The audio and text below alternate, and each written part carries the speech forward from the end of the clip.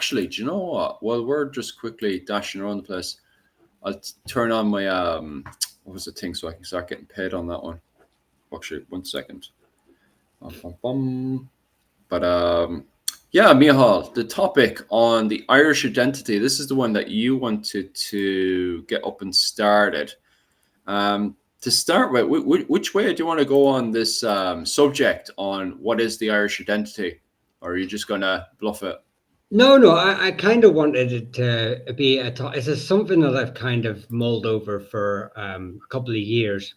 Mm, The Irish identity through the Middle Ages, the almost the concept of nationalism, and obviously most mm, people will know that nationalism is a modern construct, a modern philosophical view, from maybe, and there is different schools of thought, whether it comes in the industrial period, whether it starts to form in the Tudor period, or even we have sort of proto evidence, especially from like an English point of view, should we say, during the Hundred Years' War.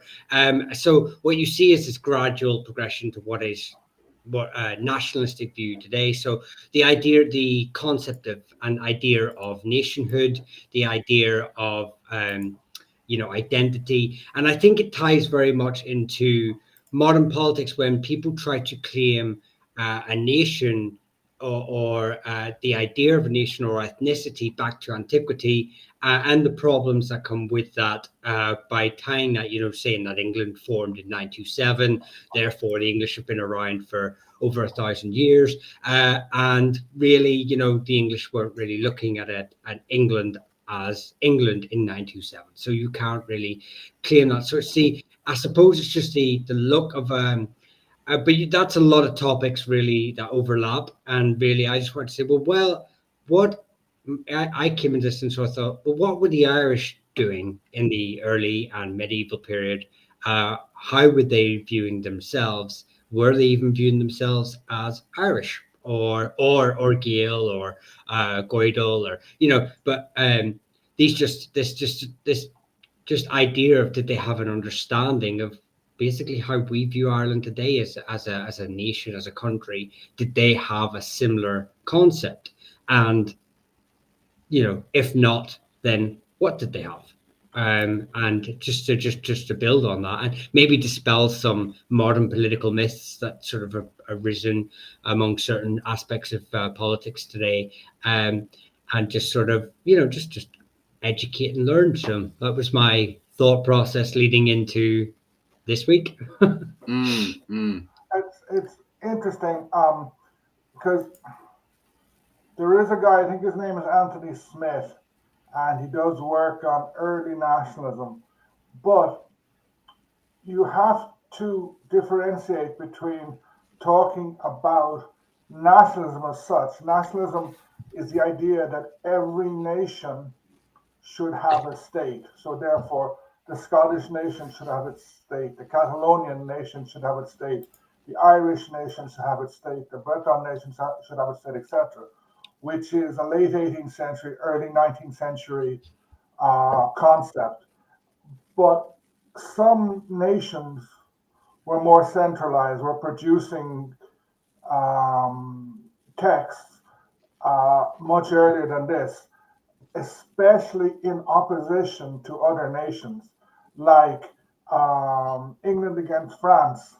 Uh, the in Ireland in the late medieval and early modern period, um, the Old English, the Anglo-Irish, whatever you want to call them, I know we'll discuss that next week, they saw themselves as English.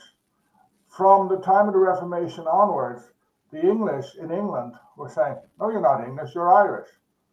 And the Old English saying, no, we're English. And the Irish are saying they're English, but the English rejected them because they stayed Catholics. The word in Irish for Irish, Erenach, uh, only dates from around 1620, and it was first coined probably in Louvain, now in Belgium, then in the Spanish Netherlands. Until then, you had the idea of Gaelic, which is Gaelic Irish, and Sassenach, or whatever you wanted to call the Old English, the Normans, the Gaeilge, you had a differentiation between Gaelic and everybody else. How this was interpreted changed over time. The view of the nation, the view of what Irish was, changed over time. This is shown well in Keating's Feras Fasa, where he's trying to say that Irish history was a series of newcomers being integrated and becoming Irish, with the exception of the Protestant English from the late 16th, 17th century. Yeah. No, I agree. It's a topic that sort of spans centuries and moves and sort of changes shape. And like I said, even how we identify as ourselves, comes from, like you said there, Ernach, and when our Irish, and before that there was Gael or Goidel, or and you have terms as well that whenever you're sort of forming a nation, the very early formations of nations basically seem to form around there being an other. So you have us and them. And they're the formations of the early texts of what we would start to say that this sort of self-awareness, this self-identification as an us versus them. And normally you need an other to do that. For the English, it was the French, possibly, depending on how we just sort of discuss this and depending on what we sort of decide it could be. For us, it could be the heathens, the Norse, or the later English. But you also have what is termed as you have an us and them, but you also have what they call us. So if they a collective term. So let's just say, for an argument, for an early sort of seed for this argument, is that we are referring to ourselves in early texts as the Goidel, as the Gael, as but we are being referred to as the Scotty by others. They are referring to us collectively as a group of people because, well, certain markers like language is the main one very early in medieval. Does that mean that we are a united people? Does that mean we have a concept of nationhood, that we have this idea of an island of Ireland? No, but it's certainly the start of what would become what we have today. So these are obviously, you would have proto-nationalism. So we just span that word into there. It's probably not even a very good word, very generic, but it as a good marker to sort of put in this sort of the discussion of proto-Ireland.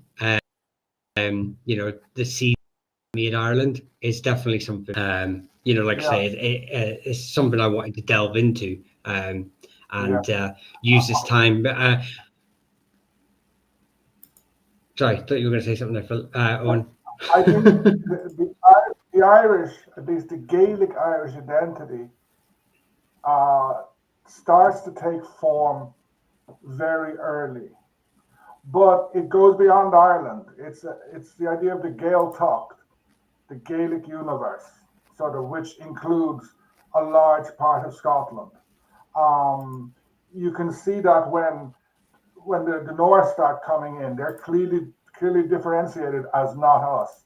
When the Anglo-Normans, whatever you want to call them, start coming in, they are not us. The Norse are starting to be absorbed. So the Irish identity, the Gaelic Irish identity, is quite strong. But at the same time, you have many other identities. I was thinking about it today, and the film Shrek. There's a scene in that where Shrek says, ogres are like onions, layers. That's what identity is, because if you look at Gaelic poetry, if you look at the annals, you have so many competing identities.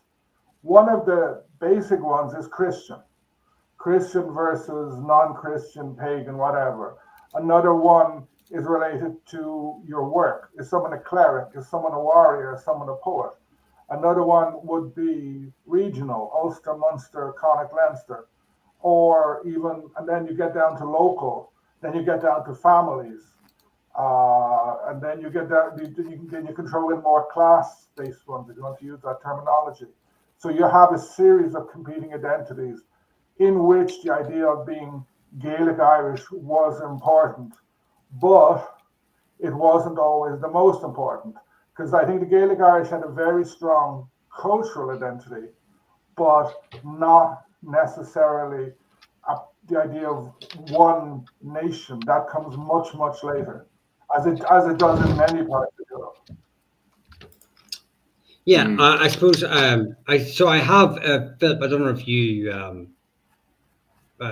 had any sort of questions laid out like we normally do. I do.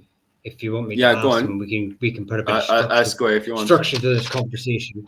Mm. No, just so, I didn't know, because normally you would sort of have a list of points. Oh yeah, that you want to go through. I have a full thing there, because I do think it's quite interesting that you guys are going back to the foundation of Ireland, and it is very, very interesting that when we start into, just as Ireland is getting into the complications, and we're starting to get words like Gall Gael starting to appear in the annals of Ulster and stuff, I do find it very, very interesting that the Book of Kells is suddenly constructed.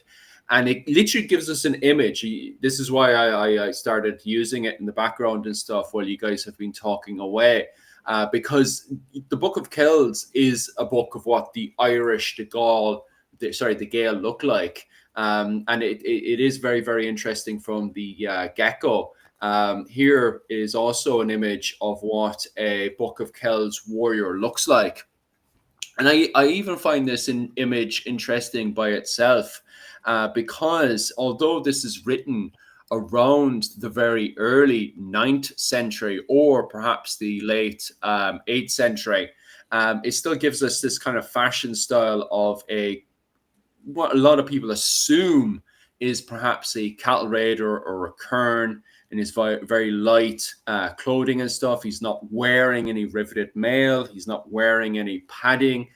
So it's safe to assume perhaps he's wearing, especially since he's got a buckler and a spear, that he is, going out there to cattle raid and attack others and stuff. However, at the same time, it's also very interesting that 100 years later, then, when we look at the cross of scriptures and stuff that we see up in Clonmacnoise, there's the image of what's allegedly two Gall Gael, allegedly Vikings killing Jesus. And on it, they're also wearing very, very similar clothing. If we look at here, I don't know why it keeps highlighting yourself there, Owen. Sorry about that. But, With me today. Yeah. I keep clicking Just trying to get myself highlighted, and I keep clicking you. But regardless, on the cross of scriptures that we can see up in Clonmacnoise, they're the alleged Gall Gael who are killing Jesus are wearing the same clothing as the men of the Book of Kells and stuff, that quarter-length pants. Now, added on to that, they must have been wearing, riveted mail, so on and so forth. But I do find it interesting that even the term Gall Gael that starts to appear in the Viking Age and is also applied to people who are in the cities, the word, directly translated means foreign Irish. It doesn't, obviously at the same time, we're starting to see the word, the men of Luckland, which is literally meaning the men from Norway or from the Orkneys, around that whole area and stuff, because perhaps maybe it was of the same realm at the time, because these are Norwegians perhaps that have come down and immigrated into Dublin. So we do have the word men of Luckland starting to appear in the literature and stuff, especially even in the Finn cycle and that. We can see the men of Luckland appearing. But beside that, around 840 and stuff, we can see the word foreign Irish pop up. And a lot of people perhaps assume that maybe it means, that these are Norwegians that have settled in Ireland and stuff. And yeah, perhaps that is what it means, but maybe it also means Irish that have kind of detached themselves from society. So I do find it interesting that that word, Gall Gael, does appear. And it's not like it's a word that completely disappears. I know I'm going to say the Anglo version of this word, which is galloglass. That's another word that's kind of, although that's the Anglo version of a word that pops up in the 13th century, which is also foreign as well, kind of the foreign Gael. of the mercenaries that come to Ireland around the 13th century. And then also on top of that as well, the quote, quote, Normans, the, what was it called again? The Knights of the Welsh Marches, that also immigrate from Wales over to Ireland in 1169. It's also interesting as well that around the 15th century, they're also referred to as just blatant as Gaul, foreigner. So it is interesting that, you know, over time, even the word foreign kind of, you know, changes its interpretation and stuff depending on what's going on at the time. Owen was saying there that around the 17th century, you've got the same group of people again being referred to as the Old English, and them, you know, being confused, like, oh, sure, we're English, why aren't you English as well? But maybe perhaps in the 15th century that, you know, especially when you're talking about the likes of Desmond Fitzgerald, how did they really see themselves as being English in the 15th century, especially when, you know, especially in the annals and stuff, when you don't blatantly see the word English being pointed to them. It pops up later on that, you know, that's agreed to as the word Old English. If you look at texts from the Old English from the 15th, 16th, 17th century, they claim all the time that we are English. They say we're English. There's an academic, Ruth Canning. I think she's in Liverpool University or University of Liverpool, and she's written a lot about the Old English, the Anglo-Irish in the 9 Years' War. And then to them, a very, very strong part of their identity, especially the March Lords, so in the north of Leinster, in sort of Meath, Louth, heading up that way, was the idea that their fathers, their grandfathers, going all the way back to the invasion, had shed their blood to defend the state, the whatever you want to call what they established. Whereas it's a bit different if you go down south. Like, and in the 9 Years' War, these people, Nugent, like Hugh O'Neill puts in great effort to try and get these to come over, and they won't, because they're not going to. They look down on the Gaelic Irish. And there's no way in hell that they're going to submit to an alliance led by Hugh O'Neill by Gaelic Irish. But if you go down to Munster, the things are different. So in 1583, the last Earl of Desmond is killed. And then along comes the plantation of Munster. And I think this frightens the hell out of many of the Old English or Anglo-Irish, whatever you want to call them, in Munster. So in the 9 Years' War, you have the Knight of Kerry, who is a Fitzgerald. You have Lord Fitzmaurice. You have the White Knight, who's a Fitzgibbon. And you have several others. And they are actually, and then you have the Sugaun Earl himself. They are probably the strongest supporters of Hugh O'Neill in southern and western Munster. Like, because the McCarthys were kind of fighting with each other the whole time then. They were missing. But you have this bunch of Geraldines who saw what was happening, and they went strongly for O'Neill. They still saw themselves as English. Possibly they saw themselves as Irish as well. It's a difficult process to sort out.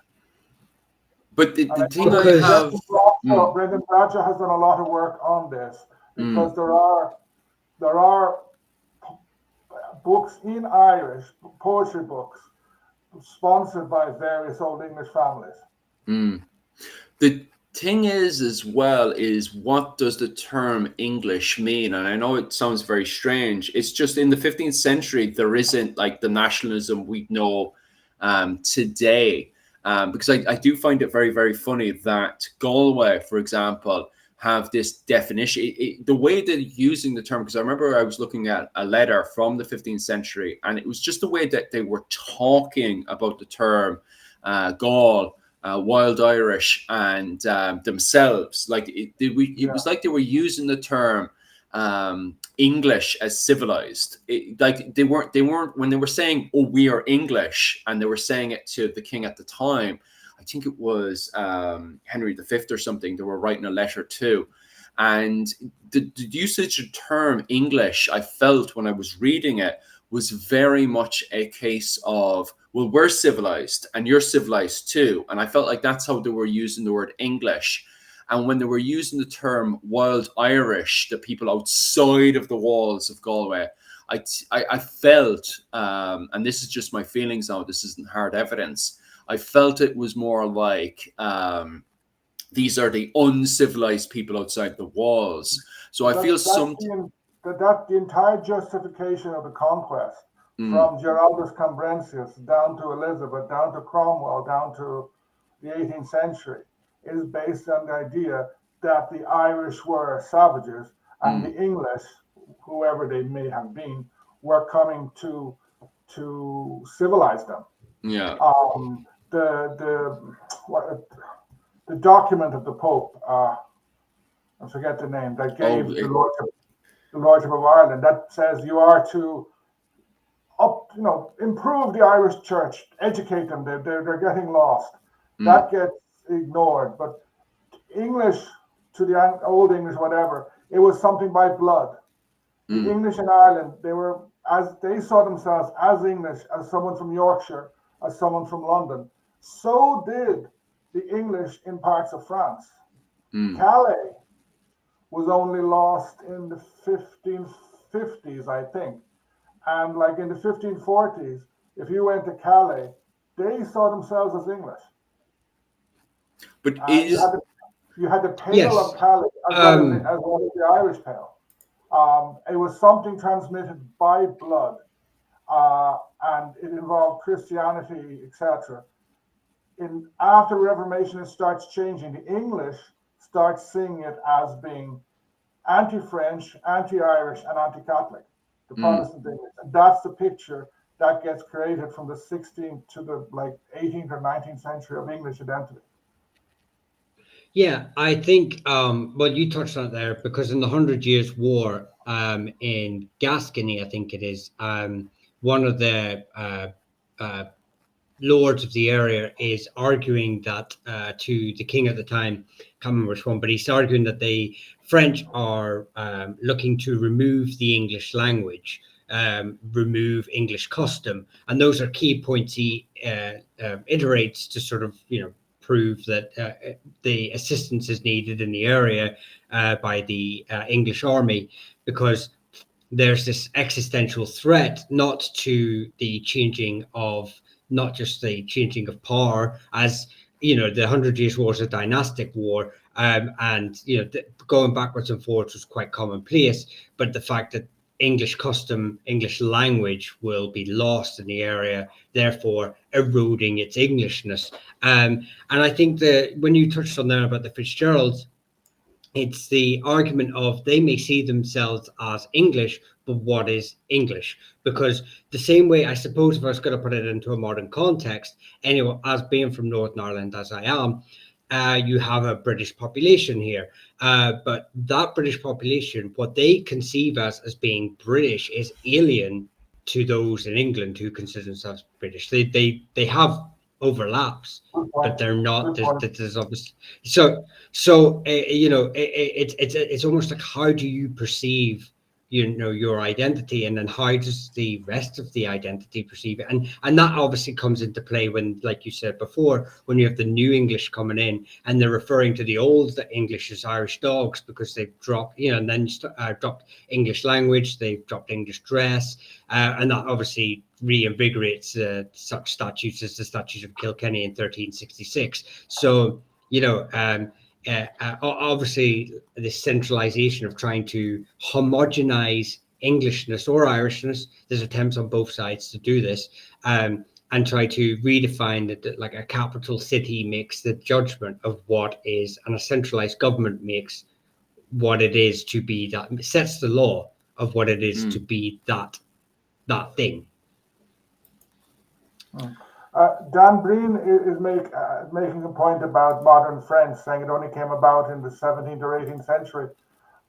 Some people actually say it actually comes later, only with the French Revolution.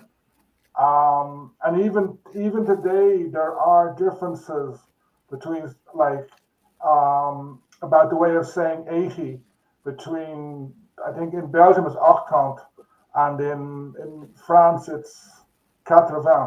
There are still differences.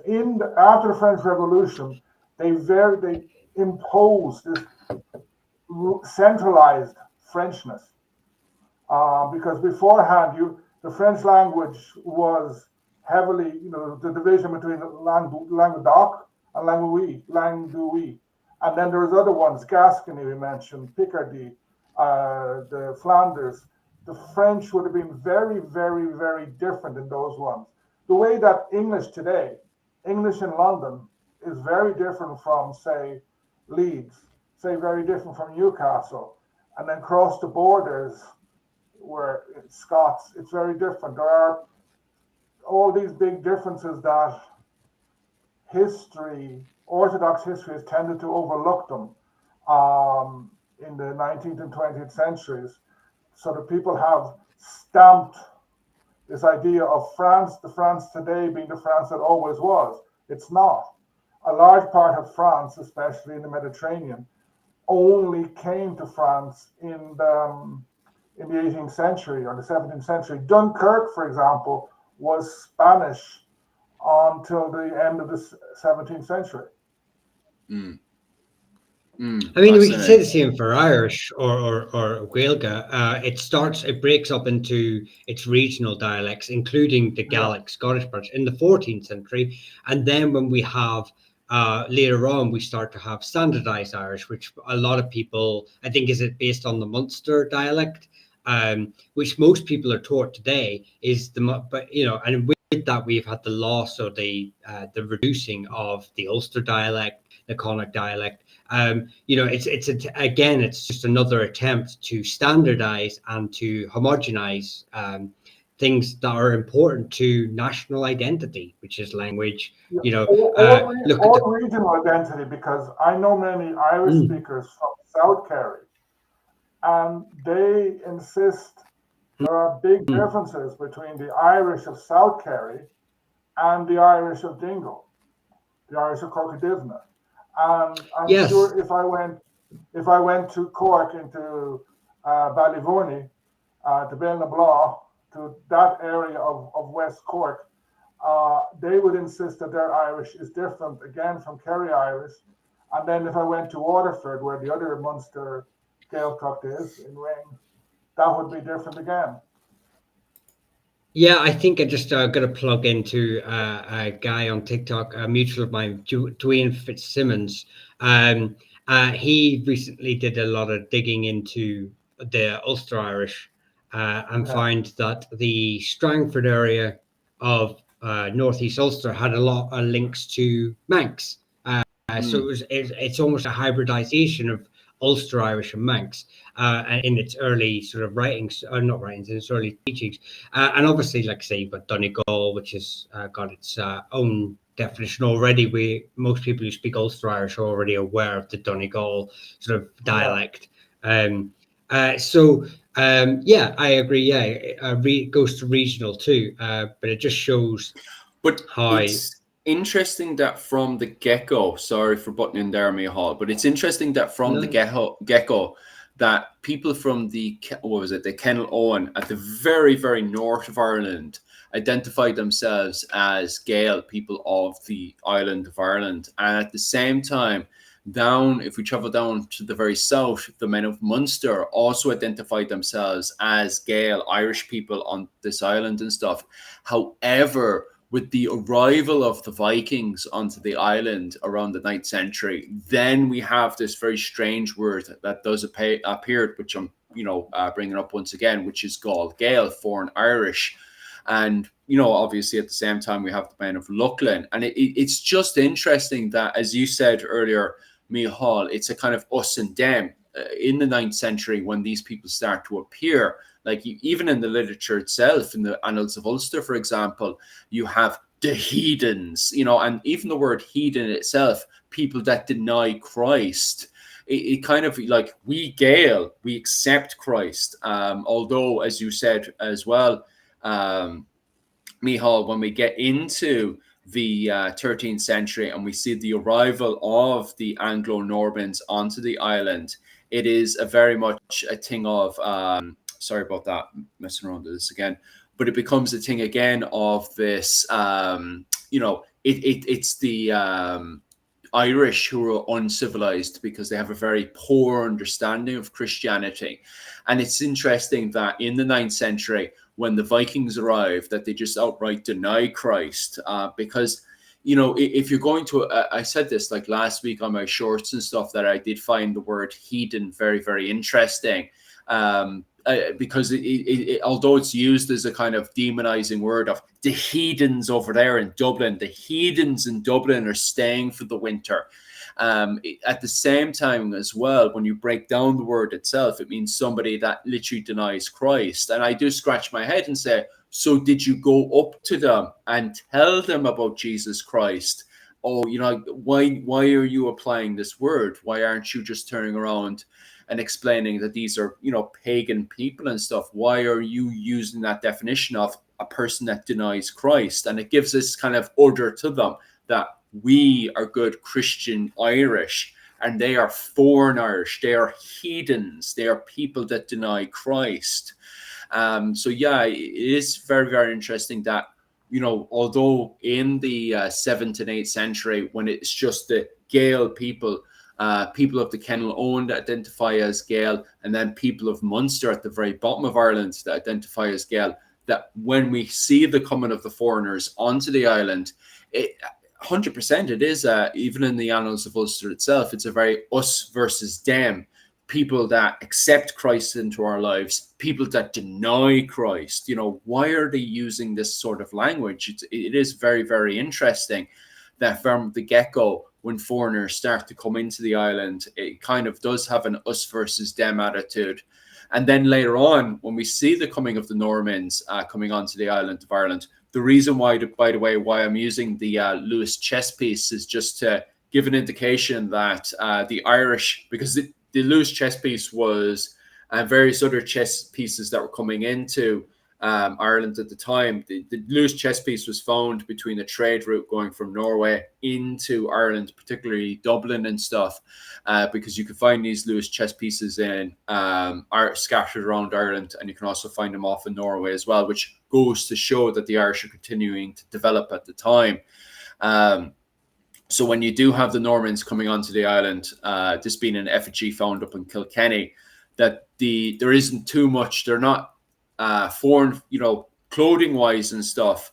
They're not super foreign. There is differences to Irish clothing and stuff, but they're not. I know a lot of people have this image, and you can see it in artwork sometimes, modern artwork and stuff. When the Normans arrive, they're dressed in their traditional Norman clothing of the kite shield, riveted mail. But the Irish are identified as being barbarous. They're kind of wearing woolly clothing and stuff. And this is kind of our modern 2025 interpretation of barbarous Irish, civilized English. But at the time, actually, you would have seen and spotted differences, but they weren't technical, technology-wise, they weren't insanely primitive. There is, obviously, when it comes down to farming and stuff, both farming and when it comes down to warfare, the Normans do have those slight advantages there, but they're not insanely primitive at the same time. But there is an us versus them. So I just wanted to highlight that with the Lewis chess piece and the effigy up in Kilkenny. And even on top of that, sorry about that one. No, I agree with what you said, but I think an Irish identity or Gaelic Irish identity goes back to the beginning of Christianity, if not before. And I would take a jump here and say before, because you have the origin legend. Once the Gaelic Irish come into contact with the Bible and biblical culture, they rapidly put themselves into the European history, like the story of Nueva España. But even before that, you have the idea of the King of Tara, King of Ireland, and you have the kingly sites, Rathcrogan, Dunallina, Cashel, I think, Tara, and Owen Maca, all of which are probably older than Gaelic Irish culture, Mm. but they're the kingly sites of Ireland. So I think the people in Ireland in the Iron Age, they had some sort of identity as belonging, as sharing some sort of culture.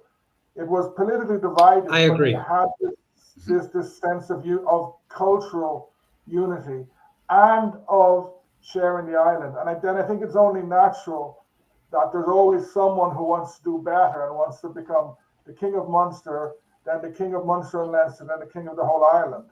Mm. So there was a shared idea of Gaeldom. So that it's a bit too early to say Irish because Irish includes other things, but they saw themselves as unified. So that's why when the North start coming in, they are foreign. They're the Gaul. I think the Gaelic Irish still have to get their minds around different nations coming in, etc., which is why they start using the word foreigner. In a way, it's like you said, it's foreigner, it's outsider, it's Just someone different. Yeah. 1 second, Michal. I just want to fire off these 2 questions to Owen while he's there, because I think this is more in Owen's field of expertise. I hope you don't mind this one. I just want to have this one answered first one, Dan, because I think this is more fitting into 9 Years' War. Yeah. And then your second question into Cromwell, I'll fire off that then. Why do you think the Old English remains Catholic in general? In a way, because of Edward IV, Henry VIII's son, and because the English went towards sort of Calvinistic version of Protestantism. So Henry VIII sets up his own church in a huff, but it's essentially a Catholic church. There's not many differences. Most lords in Ireland go, okay, fair enough, and they just go on doing what they're doing. Under Edward, it takes a jump. They start, okay, at the end of Henry, they closed the monasteries, which didn't go down well in Ireland. And then under Edward, it goes very Calvinistic, and it starts getting anti-Catholic. And this didn't go down well in Ireland because you start having newcomers at the same time coming, and many of these newcomers, not all, but many are Protestant, and basically the people who are skilled at preaching, the skilled people of the new religion, or the new beliefs, they don't like Ireland because it's poor. They can do much better in England, and they run into trouble in Ireland, and basically they alternate between converting by the book and by the pen and converting by the sword. And in the end, because of the Irish, the dynamics of Irish politics, they lose patience, and they're contemptuous towards Gaelic Irish from the very beginning, and they begin to opt to bringing in to converting people by the sword.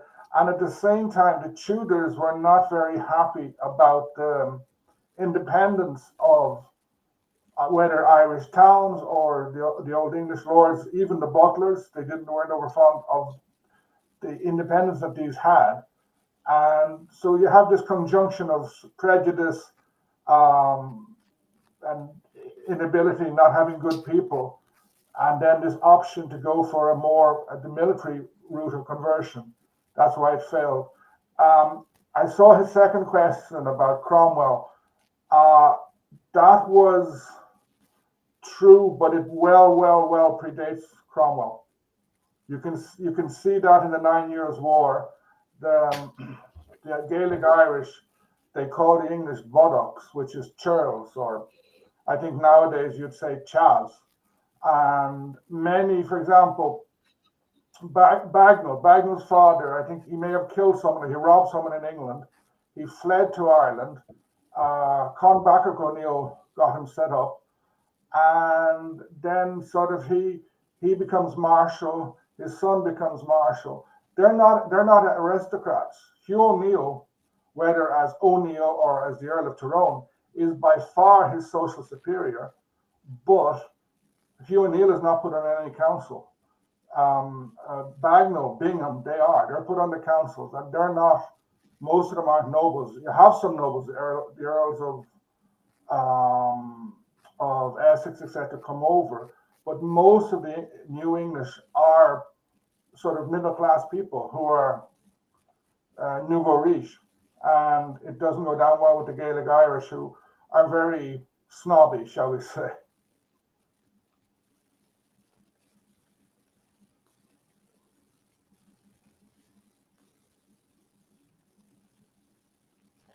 Bit of a- oh, wait. No, I think that ties into. Oh yeah, No, I think we were just. Sorry, the mic on. I had the mic on. I'm sorry, I had the mic off there. Just before I put Micheál back on there, I just want to answer this question on that one. What are your perspective on leather armor? Do you think the Irish wore leather armor? Myself, if you were to ask my own personal question, to be quite honest with you, you know, when it comes down to finds or anything, we haven't found any leather armor or any indication for leather armor, to be quite honest with you. It is very debated that perhaps maybe they had leather armor when it came down to cattle raiding. I'd have to look into Dave Swift's recent book, to be quite honest with you. I think he might cover something on leather armor, to be honest with you. But I still haven't looked through his work. And on top of that as well, the Tomba Cooley also talks about, it gives an indication to leather armor. No, the counter on that, leather armor and all that kind of stuff, to be quite honest with you, there is no fines to do with leather armor. And on top of that as well, it does feel to be impractical to have leather armor on the battlefield compared to Gambitson padded armor. Padded armor, Gambitson seems to be way more dominant than leather armor on the battlefield. It always comes down to a question of why would you wear leather armor, especially when it's uncomfortable, it chafes against the body and stuff, compared to Gambitson. Gambitson seems to be far more practical, and it's much more easier to work with as well, because it's just a build up. It's just padding of linen. It's just built up linen or built up wool, built up on top of itself. And then on top of that, then it prevents the penetration of arrows, and it's absolutely amazing for shock. So if you have anything that's blunt, to smack against somebody, which you may use, there seems to be a large indication for blunt weapons when it comes down to cattle raiding, especially when two its clans don't want to cause a blood feud. They'll go out and use blunt weapons, different kind of clubs and stuff. You do see the indication of that during the 5th and 6th century. Not so much during the Viking Age. During the Viking Age, they seem to get themselves into blood feuds, and at times not even give a rat's ass, to be honest with you. And it's there where we see a whole load of indications of Gambitson and riveted mail. In Ireland, we don't have chain mail, it's riveted mail. So the mail is riveted together piece by piece. And you mostly see it through the, the Clee Airy, the King's Warband, and also obviously the noble classes themselves would have riveted mail and stuff. So, you know, I hope that answers, gives you the answer there. So if you're looking for evidence for leather mail, look to the literature of the Tomba Cooley and look at work to do with Dave Swift. That might give you the answer you're looking for when it comes down to leather armor. Is there anything else in the comment section you guys want to answer before I hand the mic back over to Micheál for a wee bit? No, just interrupt me all the time. It's fine. What do they call it? What William did to the north of England? The scouring of the north. Harrowing, was it? Or scouring or something? Harrowing. I was thinking the scouring of the Shire. I was getting my English history and my talking mixed up. Wolf here said, sorry about the Normans, they genocided the Anglo-Saxon population of England too. They killed 75% of the population of Northern England. I don't know the exact percentage, but I know that. Oh, the harrowing of the North, that's what you're talking about. It was brutal. Yeah, it was complete and utter genocide of the North. And we always forget that one as well. We always assume the Norman invasion of England is over after the Battle of Hastings.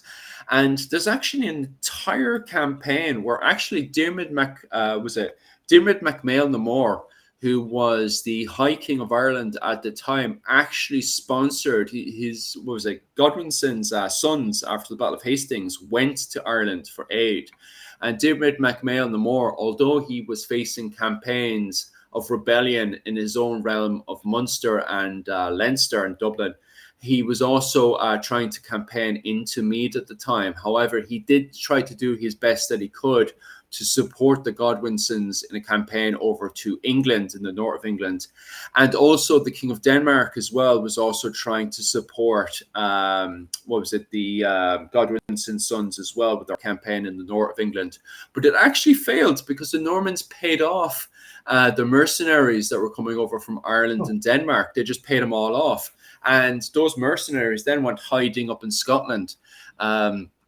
So the campaign failed in that degree. Not that they could do much battle-wise. They were trying to, these mercenaries could only really raid and skirmish against the Normans, because it was the biggest problem was facing against the Normans on the battlefield because of their cavalry charges. So as I was saying here earlier, most of these Danish and Irish, the Hiberno-Scandinavians, would have actually at the time be dressed more like this, rather than, because we always have this image of them in, all this kind of fur and wool and their round shields and stuff. And actually in the 12th century, they would have had kite shields that were more like this, more kind of pointed and stuff.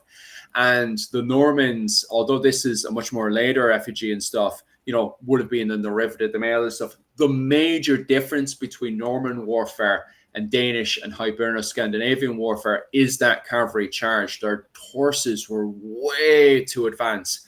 And when you have line-on-line fighting and you're coming in like a wrecking ball into the side of that shield wall or spear wall, whatever you want to call it, when you're coming into the side of that, smashing completely through, it's going to give you a massive, huge advantage. And that's what the Normans had. That's why the Normans, both in England and in Ireland, were winning again and again and again.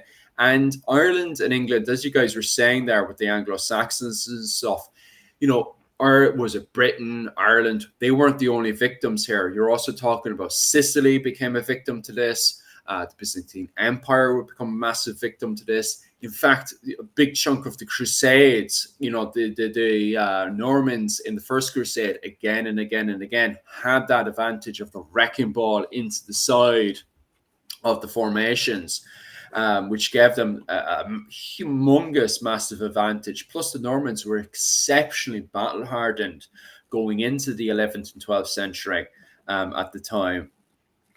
Anything else?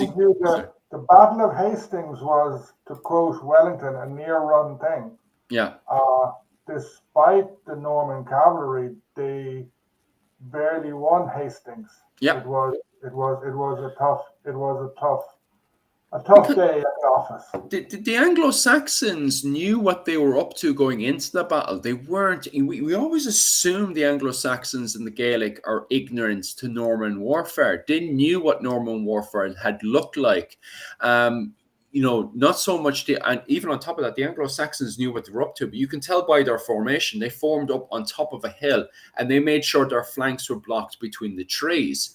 The only thing that wrecked up the poor Anglo-Saxons was the ill discipline of the peasants when they went chasing the Normans down the hill. And it actually opened up a complete opportunity for the Norman cavalry charges to go in and smash up the ranks. If for the frustration of them, and you can imagine Godwinson up on the top of the hill watching his peasants racing down to fight the Normans, if those bloody peasants had stayed in line, they actually probably would have won the battle because there would have been no opportunity perhaps. Or if Harold had waited for more of it, because he went marching down from Yorkshire really, really, really quickly to Hastings. And if he'd gone a bit slower and he would have had a stronger army, the battle could have been a different one. Oh, massively. Yeah, they weren't ignorant. And it was the same thing with the Gaels as well. But God, to my frustration, it's Rory O'Connor's constant actions. One point that I find very interesting in the difference between the Norman conquest of England which was relatively quick, and the Norman conquest, the Norman, Anglo-Norman, Welsh-Norman invasion Yeah. of Ireland, was that England was very, very centralized. So Harold is killed. William marches on London. There's a lot of political maneuverings, and within a few months, William is made King of England. In Ireland, they won a lot of victories. They get the king, they get the lordship, but they never achieve a decisive military battle, an equivalent of Hastings, because there are too many political centers in Ireland. They defeat the cities of Waterford, Wexford, and Dublin. They defeat Rory O'Connor, but they don't conquer most of the country or a large part of the country because there's too much resistance. There's too many different points to conquer. There's not one. I think when they went in, they had a belief that if they took Dublin, that was it. When it wasn't, it was just one point in a very long story. I definitely would agree with you there. I think, but also on top of that as well, it's the frustration of like, what the hell is Rory O'Connor doing? There's a lot of instances where you can sort of explain it because of his interpretation, plus how the medieval period worked at the time. But then there's other times, like the Siege of Limerick, for example, in 1172. I covered this, sorry, not 1172, 1175. I covered this over on my Patreon, and like, what the hell is Rory O'Connor doing, switching sides and supporting the Treaty of Windsor against the O'Briens? Because it seems to me, if the O'Briens had the support of the O'Connors going into the Siege of Limerick of 1175, sorry, not 1175, I keep getting that one wrong, I mean 1176, and that's very, very important because there's actually a good few sieges of Limerick in that era. I am talking about the Siege of Limerick of 1176. If Rory O'Connor had stayed on the side of the O'Briens going into the Siege of Limerick, there's a good chance that they would have won that battle. And I think this is very fitting going into our next part of the conversation as we go into the 13th century, because of the fact that, you know, we're talking and talking and talking about this identity of, oh, we're Gael and they're the foreigners. Then why the hell in the 13th century, again and again and again, even going into Brian O'Neill's revolt around, what was it, 1260, why the hell is he fighting most of his family? If we have an identity of we are the Gael and they're the foreigners, why are we fighting amongst each other? You know, why is this happening over and over again? I think because you have a unified cultural identity, but not a unified political one. And you have a very dynamic political system which encourages inter-family fighting. It's the same around the same time as the Battle of Down, you have the Battle of Callan in Kerry. But I know Paul McCarter says that has and one aspect that's Norman against Gaelic Irish, but it's also a big feud within the McCartys.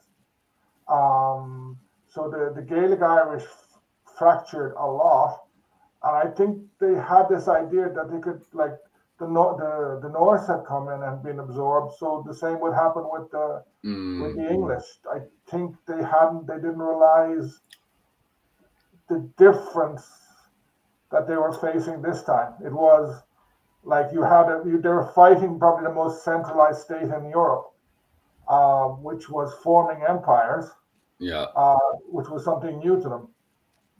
Yeah, that's a very, very good point, because at the time, and a lot of people do forget that literally modern historians are referring to them as a part of the empire, was the Anjou Empire, led by Henry II. Now, Henry II never referred to himself as emperor or never pushed his realm to be referred to as an empire, because, and most likely because of the fear that he had because of his mother, which was Empress Matilda, who was rejected by the English people, because we literally just came out of, you know, a second usurpation, where Henry II had debatably usurped King Stephen, because King Stephen at the same time he did adopt Henry II into his realm and stuff, so it's not like it's a complete usurpation. However, at the same time, Henry II's mother, Empress Matilda, was rejected from her queenship of England. I'm tripping over now. Because of the fact that she referred to herself as a centralized empress who wanted to be worshipped. And at the time, England was still mostly dominated by the Anglo-Saxons, who liked their local community. They liked that feel of going into their local community.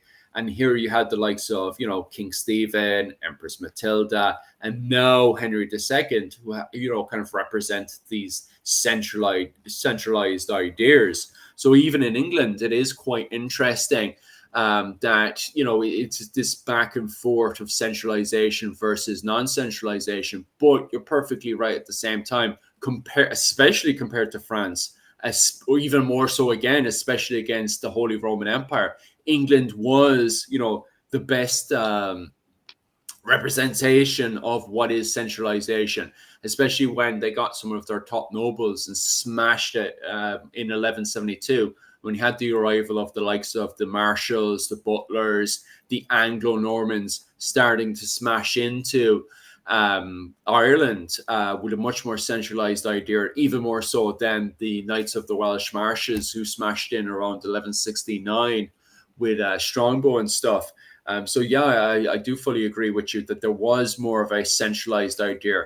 And I think, although Henry III does get criticized to hell all the time, he did continue this centralized idea over to the likes of the Fitzgeralds and various other characters who were pushing and, you know, expanding their land in Ireland, that they were the King's Knights in Ireland. Like, you do see that being referenced and used between letters and stuff. So it does give a more centralized idea to them at the time.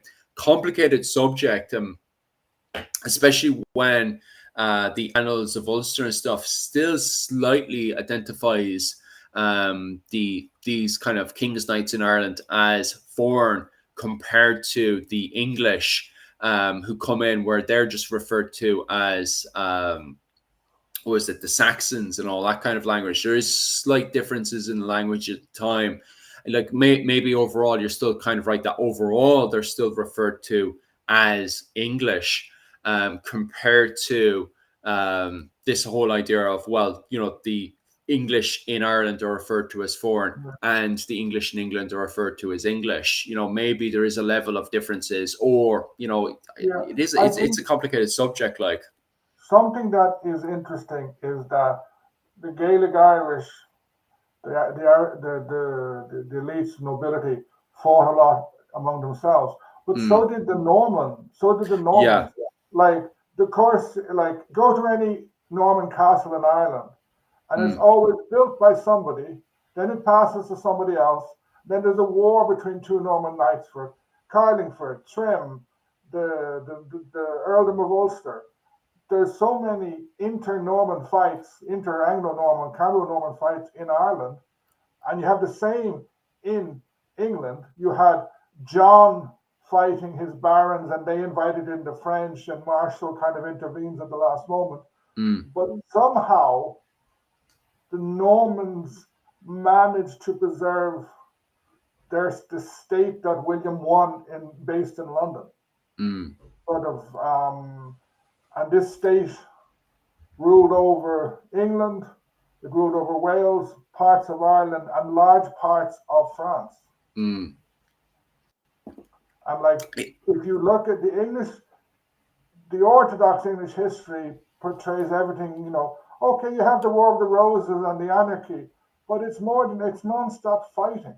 It's as bad as Ireland. I don't understand a lot of it, because it's always Lord such and such fighting such and such. But you have most that. of them die in the War of the Roses. But at the same time, that's what makes the 13th century so juicy as well, is because you have all these Baron Wars. Like the Yeah, English Baron Wars are quite literally referred to as the Baron Wars, and there's two of them that last bloody forever. The first one, which is the first Baron War, fought against King John, and the second Baron War fought against Simon de Montfort and Henry III and Edward I. Both, pretty much encapsulates the era of the 13th century, throughout all of Europe, because you can see it, in England, you can see it in France, you can see it in the Holy Roman Empire. Not so much, well, actually, you can actually see it in the Iberian Peninsula, where they're supposed to be, unified and fighting against the Muslim Moors and stuff. And that's not the case all the time. You can see that with El Cid. El Cid, half the time he's meant to be, against the Muslims, and yet he's mercenarying himself off to them, fighting against his own Christians. And even when he said in Iberia, the Enrique, the first king, his mother, I think, was the queen of Galicia, and he gets Portugal to split off.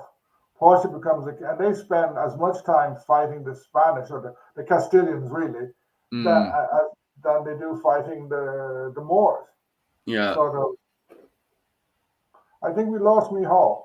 Yeah, Mihal kind of dropped off the ship there. It kind of got a bit shaky for him, and then he fell completely off. I think he tried to get back in, but I think he's having internet connection problems. I'll shoot him a comment there while you fill in some of the questions and stuff. But I just want to quickly answer this one as well off Dan. Is it oversimplified to say the Normans are descended from the Vikings? I would even take a step back again when it comes down to that question of the Normans, because we actually, even the usage of the word Normans, especially going into the he's back on the ship again.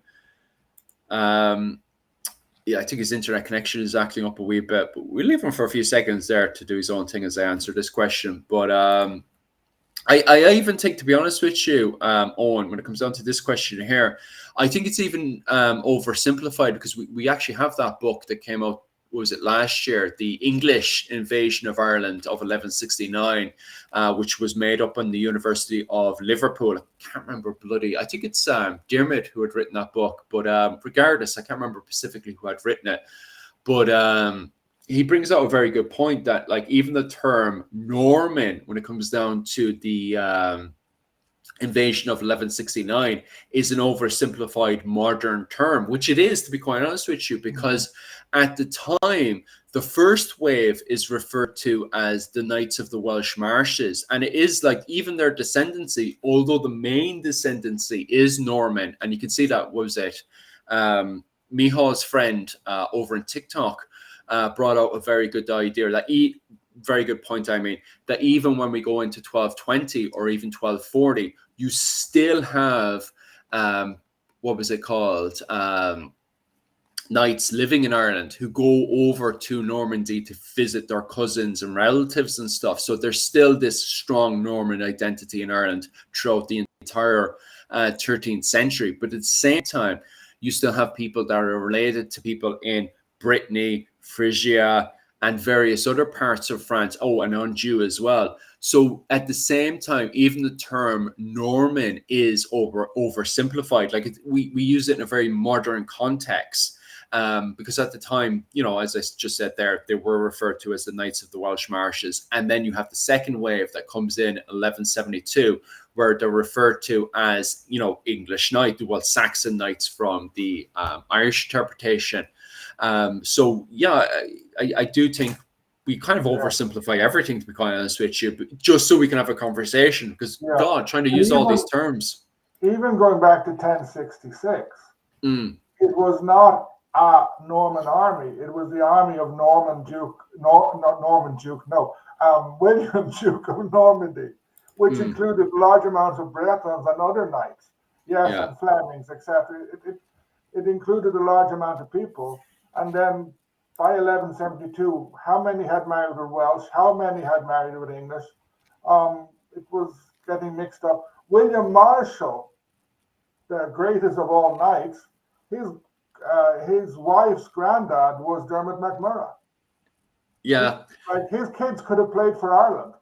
Yeah. It's the same with Strongbow. This is actually also funny as well, is when you have the first wave coming in, 1169, with Strongbow and stuff.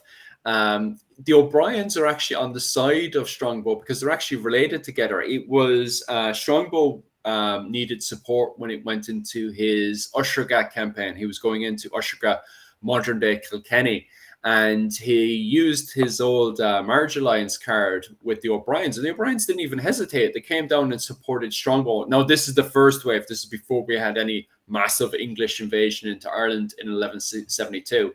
So maybe Strongbow wasn't so foreign. It is very debated, what was going on fully in his head at the time of the O'Briens. But the O'Briens didn't even hesitate to go and support Strongbow and the MacMorras, like especially in 1170 and stuff. It was still the Normans were still mercenaries to the MacMorras going into Kilkenny. So the O'Briens, I don't think the O'Briens hesitated whatsoever. It's not until we get into 1172 that the O'Briens do no switcheroo and go against the second wave coming into Ireland. They kind of, as we refer to from a modern interpretation, the Anglo-Norman invasion of Ireland, that we see that kind of switch of the Normans. Anything you want to elaborate there, Michal? No, I don't know what I missed in the initial question for the Normans being of Viking descent. I will just say that the Normans, what they did in Ireland wasn't any different to what they did when these Viking settlers were given land and titles in France. There were already nobility there, French nobility there, who would be absorbed into this new duchy. So they would already exist on multiple levels. French nobility, we'll use the term French again, it can be used as an over-encompassing terminology for that area. So that again, and I think I came in just as you said that there were Frisians, there were Bretons, etc. And a lot of these, several generations go back from when these Vikings, as that question sort of asks, that they now own lands outside of Normandy. These families have married into families, vice versa. It's a patchwork. It's not this neat line that you see on the maps where we draw these duchies and these sort of boundaries. It's a patchwork of land holdings, purposely done in such a way that as much as your land isn't held together, so you don't have a centralized area to operate from in rebellion. And this can be seen in England as well. So, yeah, it's a mix of lots of people and lots of backgrounds. This is an interesting one as well. Shouldn't we use we shouldn't use Norman as that. We should call them what the English or Irish manuscripts do, which is French, which I do find interesting because at the time, you do have House Anjou that has recently taken over from House of Normandy. So, at this time, it is very debatable. Should you refer to them as French? Now, what do you think on that one, guys? Do you think they should be referred to as French? I think I was going to throw in a similar grenade. At the time of the Crusades, didn't Saracens call the Crusaders Franks? Yeah, they did. Because you even have Hiberno-Scandinavians. When I was doing my research into the First Crusade about the Hiberno-Scandinavians that attached themselves onto House of Normandy, then marched off to what was it called? Jerusalem and stuff. They're constantly referred to as the Franks. I couldn't find it's grand at the very start. You can see them settling in and stuff. But once they go off to Jerusalem and stuff, good luck trying to find them because they're just mass referred to as Franks constantly. Even referred to between them as a whole. They're just the Crusaders and stuff. So trying to find your group of Hiberno-Scandinavians that went off as mercenaries to the First Crusade, you won't be able to find them again until they pop up in the church just behind the forecourts. I cannot tell what the hell they did over in Jerusalem and stuff, to be quite honest with you.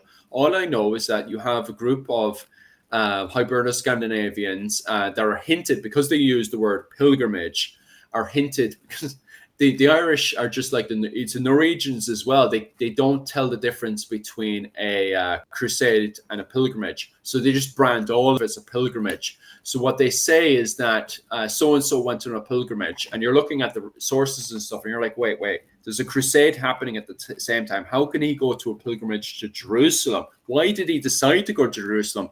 And you're suddenly like putting two together and going, hey, wait, he's just gone off on a crusade. That's not a nice peaceful pilgrimage at all.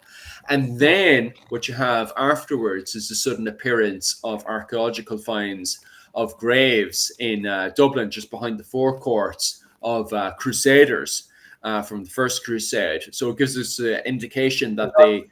Nicholas Church? That's the one. The one that recently went on fire. So it gives us an indication that we do have Hiberno-Scandinavians that went off on pilgrimage in 1080 to Jerusalem, and then were able to return and were buried in, as you said there, St. Nicholas, or unless this is a bunch of English people that just decided they wanted to be buried in Dublin. I don't know. We also, if you're going to use the term to encompass the Normans, it's French. I mean, we got to remember the statutes of Kilkenny were written in French as well, to ask them to speak English. I've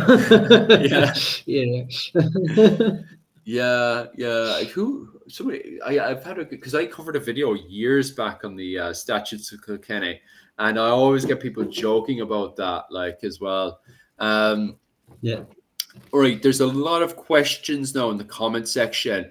There was one question, someone saying down below that means there's nothing, Irish means nothing, or there's no such thing as Irish, which I was going to disagree with. There was an Irishness, but it's better to call it a Gaelic Irish identity. And it changed, it incorporated eventually the Norse, and from the 17th century onwards, or the 16th century onwards, it began to incorporate the Old English. So there is something, a sense of Irishness. Irishness has a meaning that dates back to Christianization, if not before. Oh yeah. Well, I went to touch on that before. That's what we were sort of before we started answering questions, is that I agree with your statement that the identity, we'll say proto-Irishness, that's what I've been putting proto in front of everything, that's before the means. There's the we've had this idea of unity in so many aspects. We construct this genealogical link through our Milesian genealogy as well, the Labor, Gavala, Aaron stitches the Enil, the Oanoctor, the Dalcash into one mythic family tree. So we've always had this self-identity, self-awareness of a shared culture, shared blood, shared, whatever it is. It's just when it came to politics, we just couldn't agree on who should be running the show. Whereas obviously in England, they kind of got round to they were a bit more organized and got round the table quicker to see who would be running it. The guy with the biggest stick. We just had a lot more sticks. But what I will say as well is that it's part of the reason I believe that our shared cultural and genetic and all this sort of idea was why we were so hard to conquer as a single entity, and why we assimilated in groups into us rather than. So the Normans didn't assimilate into Anglo-Saxon culture. They invaded, took over, redefined it as they saw fit. And they did that in England, but they didn't do it in Ireland. The Norse took over Northern England, implanted Danelaw, redefined the area as they saw fit. They became the Hiberno Norse or Hiberno the Gaul Gael. So again, I think it's because when you are taking over an area and you're dominating, the first thing you want to do is to we see it with the Statutes of Kilkenny, we see it with a lot of other acts later on, is that you try to eradicate the current us and them. You try to make the new populace who you take over as part of us. Whereas I think they found that very hard to do in Ireland because we had such a we didn't have a structured government, but we had a structured awareness of self, of us, probably more than not like overly more, but it was written down. It was more in our mythology. It was harder to take over, and I think that sort of plays into it a wee bit. Not maybe more than I'm over egging it a bit, but I do think it definitely played a part into how they didn't take over, they assimilated.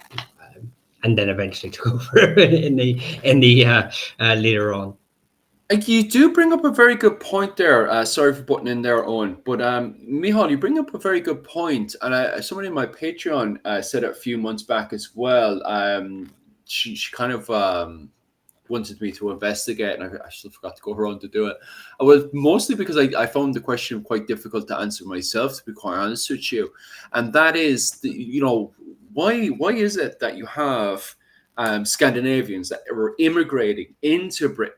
They're immigrating into Ireland, and when they come into Ireland around 840, although there's a period of us versus them, by the time you get up to the 10th century, as I was pointing out there with the effigies and stuff, you can see that with the cross up in Clonmacnoise, and you can see that with the Book of Kells, how similar already the Gaul Gael, the foreign Irish, and even that term, foreign Irish, compared to in England, where it is, the Danes versus the Anglo-Saxons throughout, even coming up to the 11th century, where the Anglo-Saxons go up and just genocide the Danes out of it.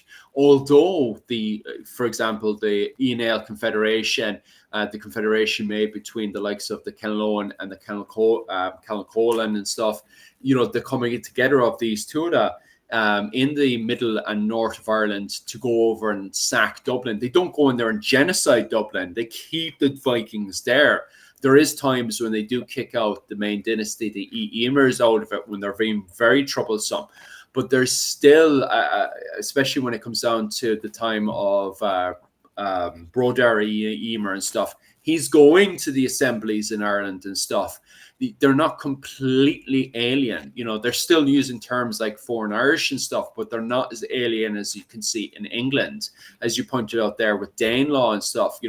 In England, they're completely divided, but in Ireland, it seems to be very kind of grey. It's true that the Vikings don't become a fully assimilated into Irish society until around the 12th century, when you have the likes of Murtagh Ibrahim and stuff, who finally brings the Vikings into, Gael society. But at the same time, it's not completely. It is very, very great compared to what was it called, the Anglo-Saxons in England. But then later on, when you have the Normans that come in, the Normans very quickly get on that kind of English. It takes, 200 years in total, where finally these Normans are fully digested in, compared to Ireland, where it never seems to happen. They literally go from this Norman identity to then, when you go up to the likes of the 14th, 15th, and 16th century, as we can see with the Statutes of Kilkenny, you can see with the likes of Sean Duffy's books and stuff, where he identifies them then as kind of the Anglo-Irish people who lived between the Gael world and the English world. And then when you get up to the likes of the 16th, 17th, and 18th century, being referred to as the Old English.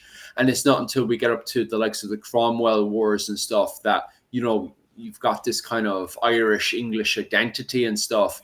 So it is very, very strange how one group is able to assimilate in, almost completely. And then you have the Normans who come in, who are constantly in this kind of weird world in between, like. Yeah. I wanted to I agree more or less what you said. I wanted to return to what Michal said about history, um, because Ireland's geographic position gave it a certain advantage. From the emergence of the Gaelic people until the north, there was no invasion as such in Ireland. So the Gaelic Irish people were able to develop. They Christianized themselves basically. Or I know that St. Patrick came from outside, but Ireland became Christian peacefully. It had its own history, its own mythology going back a lot, very far. Whereas if you look at the island of Britain, England, there was nothing really left of the culture of the pre-Roman Britons, apart from parts of Wales and possibly parts of Scotland. What you had is some sort of massive. I know they don't like using the word invasion, but you had a big immigration of people in who brought a new culture, a new language, etc. Then the Norse came in, and the Norse almost conquered. They did rule a lot of England for a long time, and there are lots of movements so their history, their mythology, especially the English, is much younger, much newer, much more malleable than the Gaelic Irish. But one of the things that the Normans start doing very soon after coming to Ireland, they start differentiating themselves with the Gaelic Irish, start essentially saying that the Gaelic Irish are barbarians. This goes in waves, but it lasts until Cromwell, if not later. So there was this differentiation. That's why that's one of the reasons why, although the descendants of the Normans learned how to speak Irish, were very integrated, many of them still saw themselves as English. They still differentiated themselves. Yeah, and it is interesting because like Matt Potter, sorry for butchering your name, sorry. Matt Potter brings up a very good point as well about the intermarriage always happened to create alliances and legalize the Norman rule. The Normans were mercenaries invited into the north of France. I'm not for sure about the north of France. Were given lands to pay them off. Oh yeah, I know what you mean. The Vikings were invited in.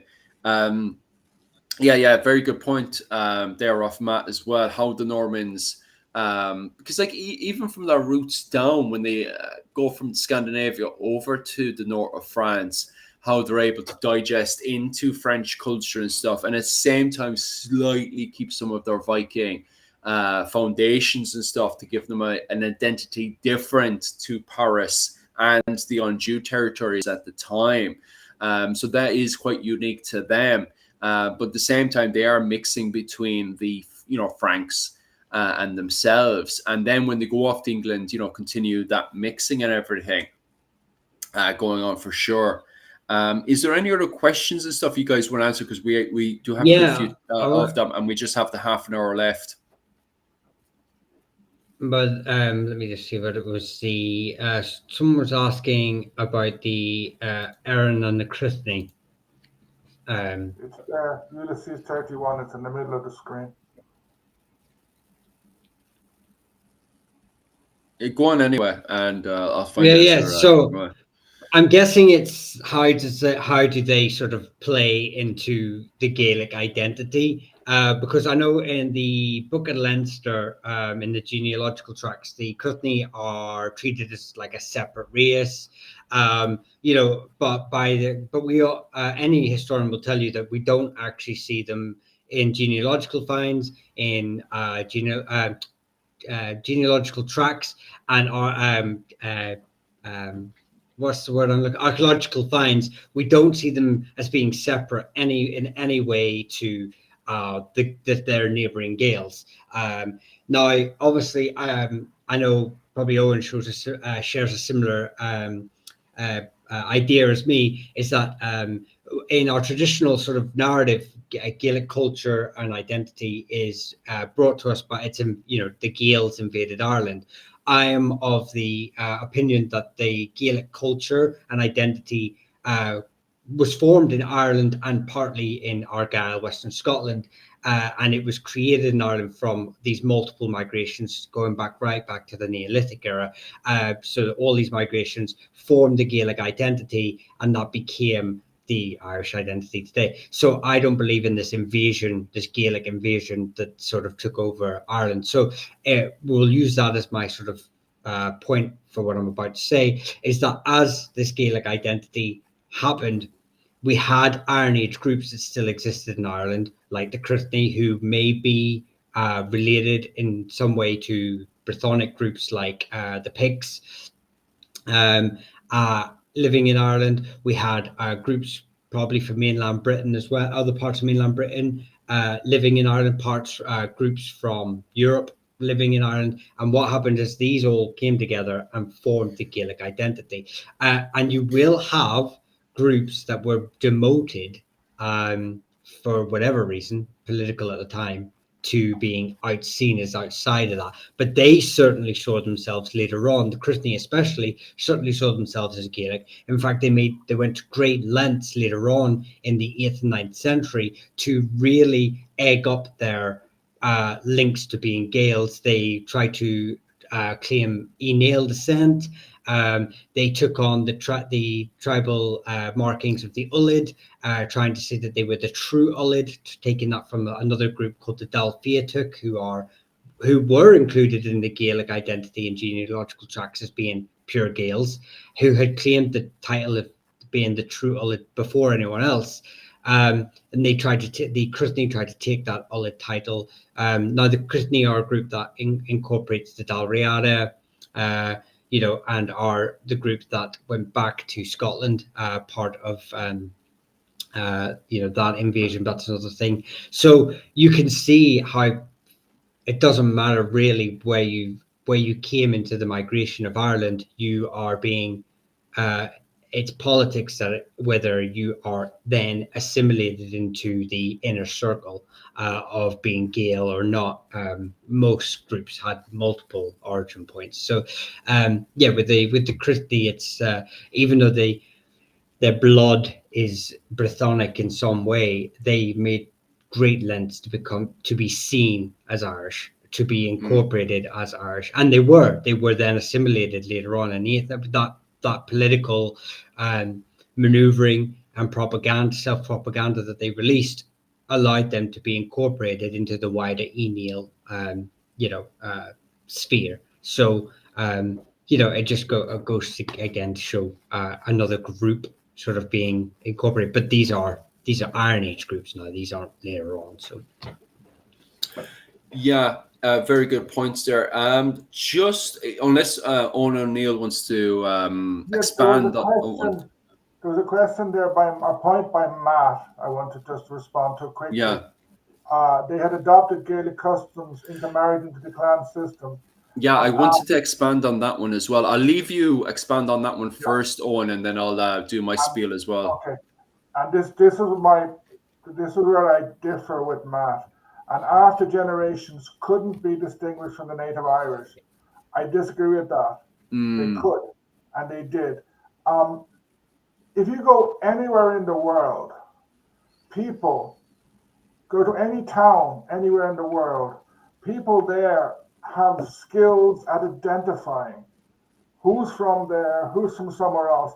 You go to Cork, and the people's there, oh no, this guy's not from Cork, he's from Bandon. Or they can tell who's from Bandon, who's from East Cork, who's from West Cork.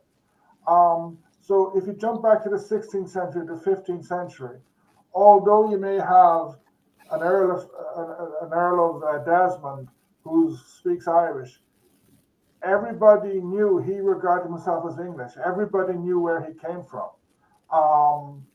In part because the Old English, the Anglo-Irish, they followed largely primogeniture.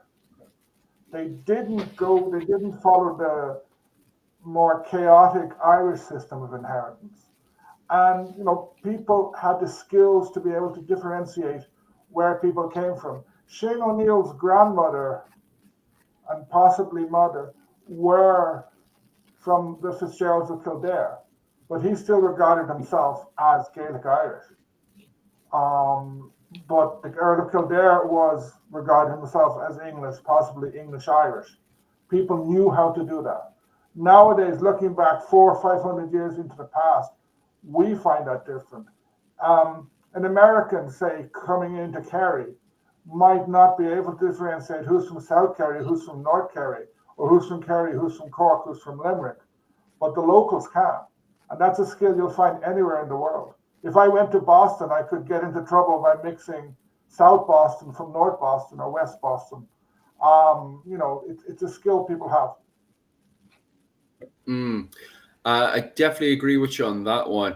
And also, especially for us down south as well, because there is a massive difference between, you could definitely tell the massive difference between Cork and Kerry when you go through the border for us, but maybe for foreigners, blow-ins, they wouldn't be able to distinguish the difference between us and them, but we can.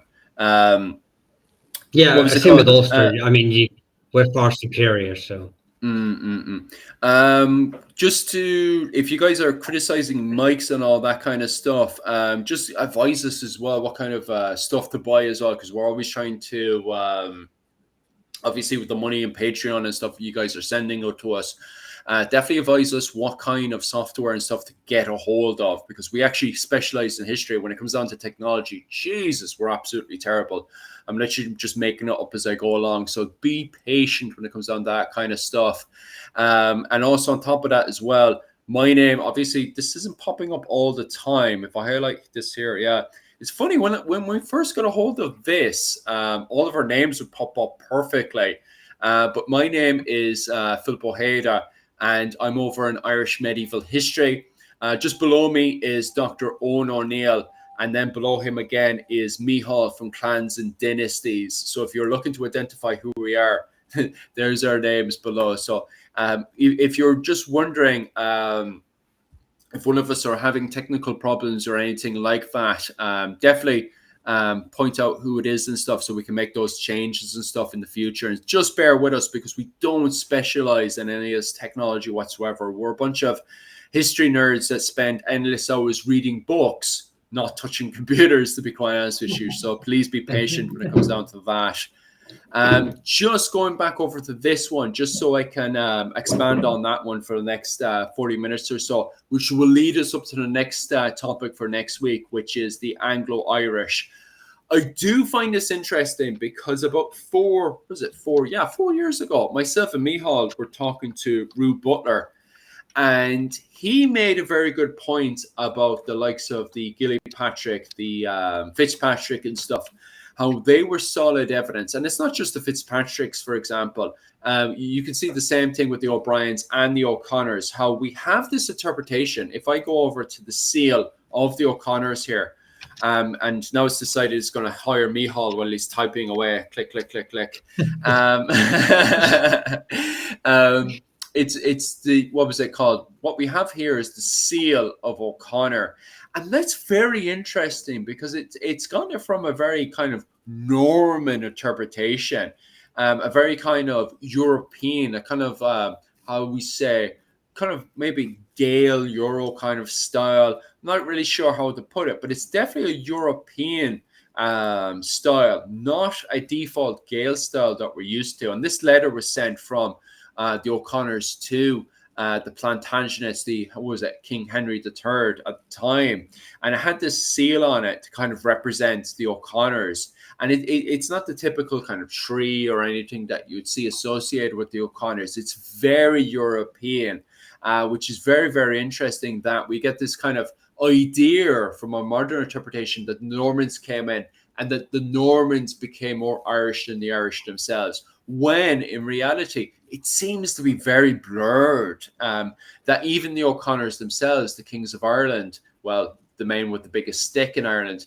even they themselves are being influenced by the Normans, or at least European ideas are going into the great halls of the O'Connors and even influencing them. So although we have this interpretation of the Normans coming in and becoming more Irish than the Irish themselves by the 14th century, it's also true the other way around, that we do have the likes of the O'Briens, the O'Neills, and the O'Connors taking on these kind of European and English identities at the time.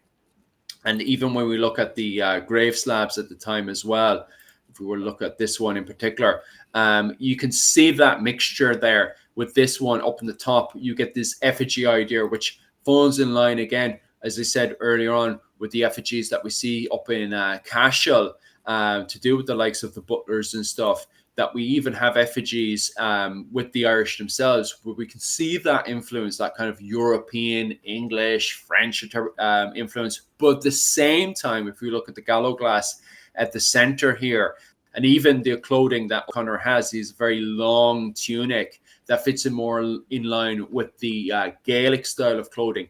And then in the middle, we have the, the Gallo glass, who immigrated in from the Hebrides, which was controlled by the Norwegians, and from Scottish territory as well, you know, the likes of the McSweeneys that were from Scotland itself. And they themselves here are wearing kind of Norwegian Scottish clothing. The helmet, as you can see here, is very unique. You would never see this in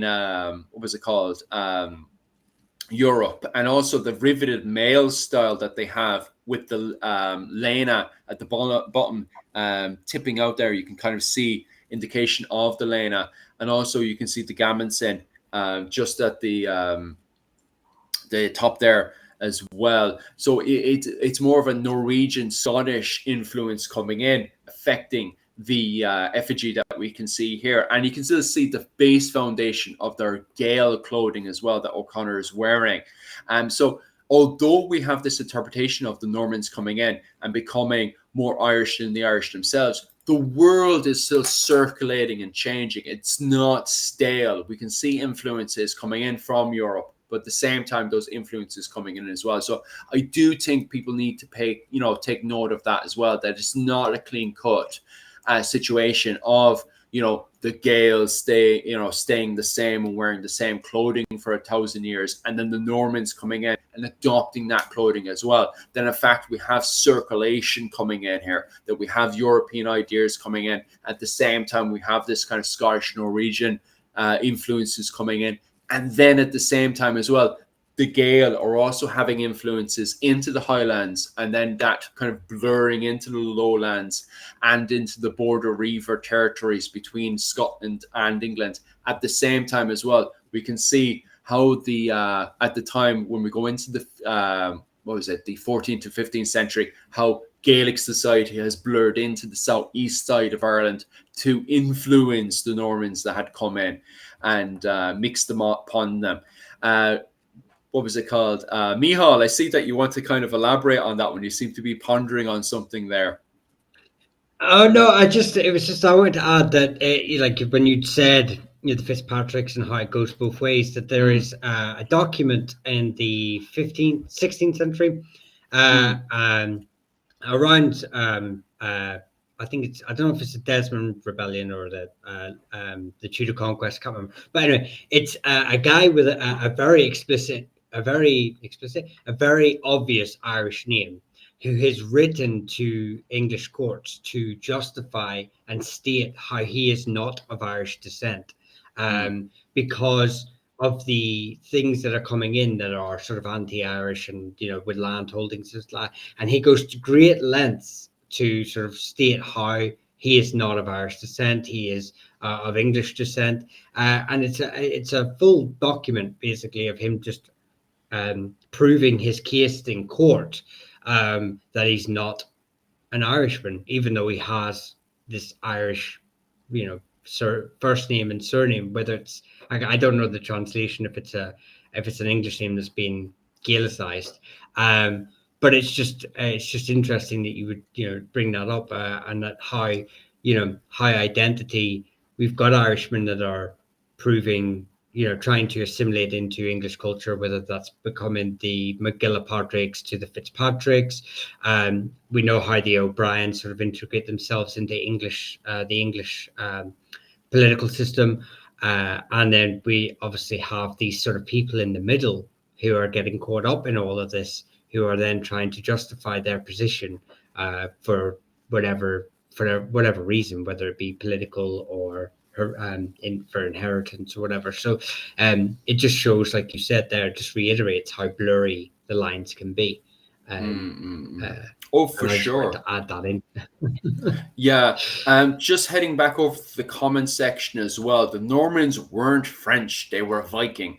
The comments tonight No. are absolutely magnificent. They're very, very good. But I would add a note: just if you do make a statement, it's grand to make statements on the thing and everything.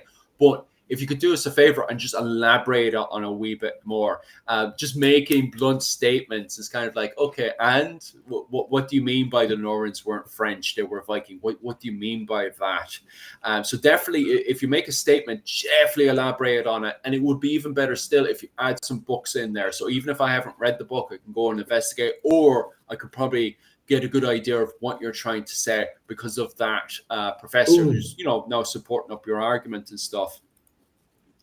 I wanna go into Seamus's one. Seamus O'Brien. I have to find him. Are you talking about this one here? Seamus is very good. Are you keeping Seamus? Not in just. Oh, did I lose? No, I thought I lost signal there, and then I just suddenly appeared. So again, I'm going to keep it not so much with the cultural side, but in the identity earmark of this conversation.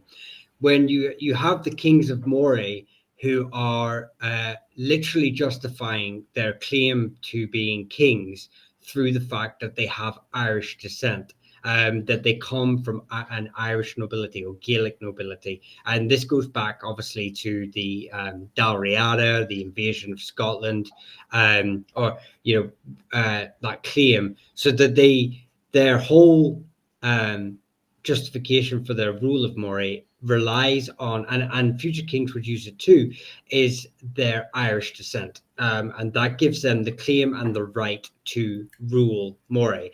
We also have Robert Bruce, who writes back to kings in Ireland, claiming that Scotland is Little Ireland. I can't remember the Latin term for it, but it refers to Ireland as the Big Ireland and Scotland is Little Ireland, and this ancient connection and how Ireland is the fatherland for us Scots. And it's overemphasized and it's romanticized because it's a political statement, it's a political gesture. But it does harken back to the fact that all Scottish kings, in varying degrees, would link this tie to being of the Dalriada, therefore being of Ireland, to be legitimized as a ruler in Scotland. So it really shows that, again, this is just the identity marker for the conversation of this video. But you can see that the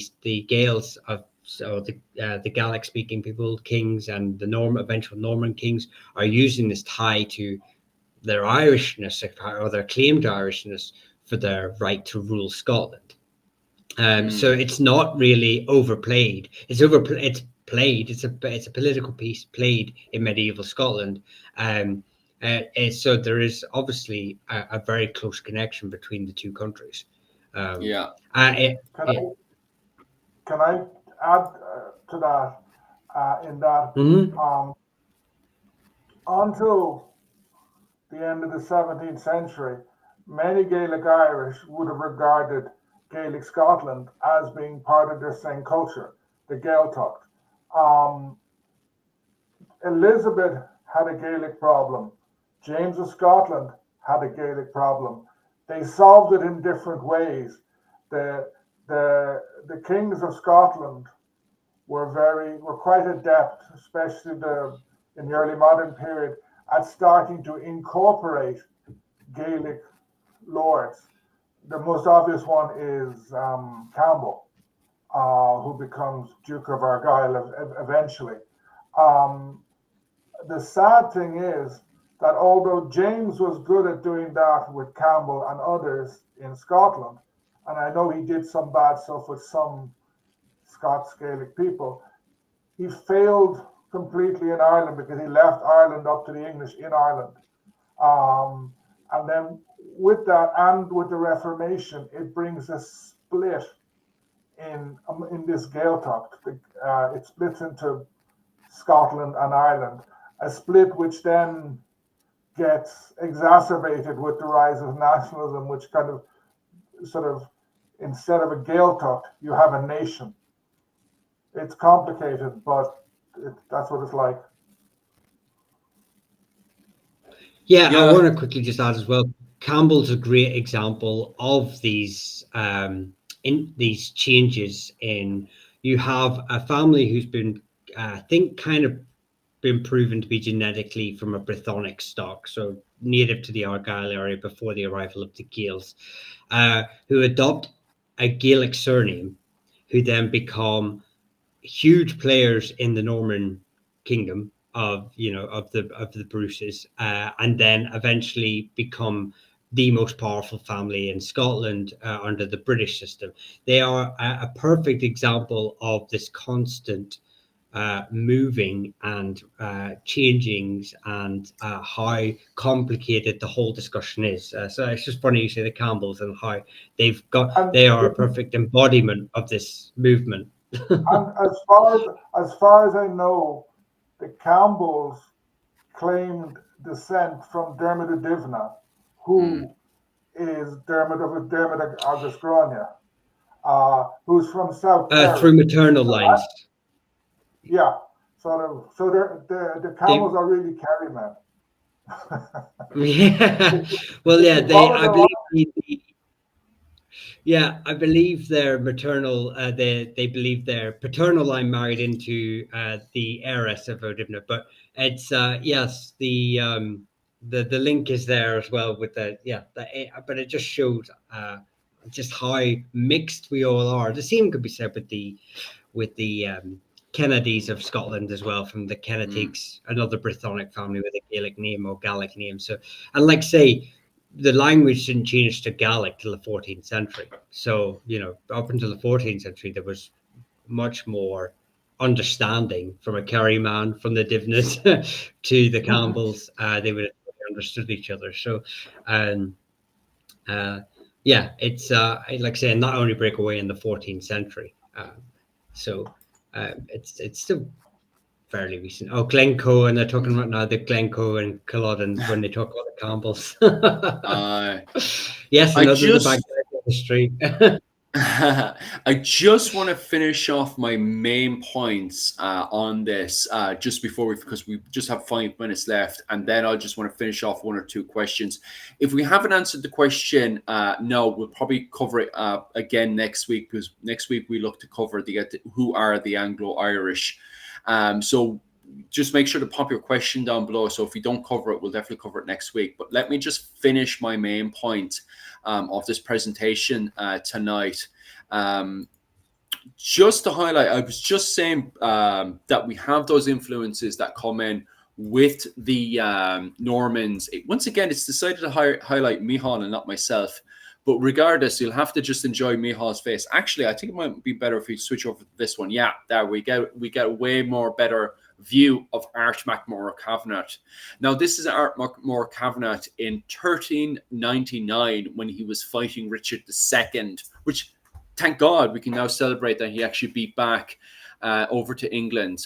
Regardless, the reason why I'm showing you the image of Art MacMurrough Cavanagh is to highlight the fact that even in the 14th century, he is still wearing Gaelic clothing, which is very, very interesting, given that the MacMurroughs at this point and the Fitzpatricks are surrounded by the Anglo-Irish, and yet we're still getting this idea, especially the MacMurroughs, that they're still dressing in Gaelic clothing, although the O'Byrnes and the O'Tooles, that they're kind of going between the two worlds at times of the Anglo-Irish world, but they're still dressing in their Gaelic clothing, which is definitely something to take note of, in my opinion. And then when we look up to the northwest of the island of Ireland, once again highlighting Micheál, we can see this image that's also from the 15th century as well, which depicts a Gaelic family at the time. This clothing, by the way, that you can see what the father is wearing, you can find that all over the island of Ireland. We have finds to support this is exactly how the Gaelic were dressing at the time. Rachel from the Creative Contessa is far more qualified when it comes down to clothing at the time.